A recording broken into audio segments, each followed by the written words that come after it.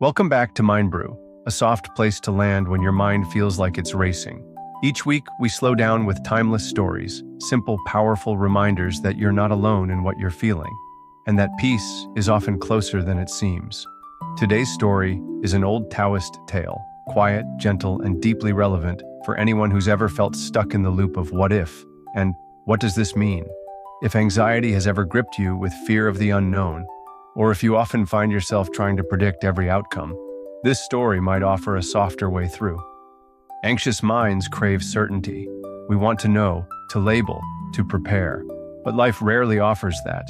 It's not a riddle to solve, it's a river to float down. Let's step into this story and explore what it means to meet the unknown with trust. Long ago, in a quiet village surrounded by hills, lived a humble farmer. He had no riches, no titles, just a small piece of land and one horse. One morning, the horse broke through the fence and ran away.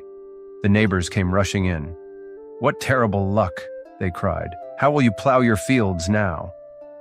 The farmer simply said, "Maybe so, maybe not. We'll see." A week later, the horse returned, and with it, 3 wild horses from the hills. The neighbors were thrilled. "You were right. What great fortune." But again, the farmer said, "Maybe so, maybe not. We'll see." His son, trying to train one of the wild horses, was thrown off and broke his leg. Everyone gasped. "Oh no, how awful."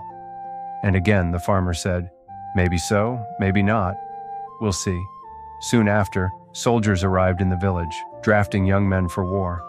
Because of his injury, the farmer's son was spared. The villagers said, "You're so lucky after all." But the farmer, calm as ever, said, "Maybe so, maybe not. We'll see." For anyone living with anxiety, this story might sound almost impossible. How can someone not react? How can they just stay calm in the face of bad news? Or good? But the farmer isn't suppressing emotion. He's practicing something deeper. Non-attachment to outcomes. He's not pretending everything's fine. He's simply not rushing to conclusions. And that's where anxiety trips us up. It rushes. It zooms into the future and says, "This is bad. This will hurt. This will ruin everything." But the truth? We don't know yet. We rarely do.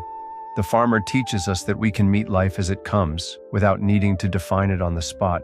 We don't have to assign meaning right away. We can pause, breathe. We can say, "I don't know what this means yet," and that's okay. This doesn't mean we stop caring.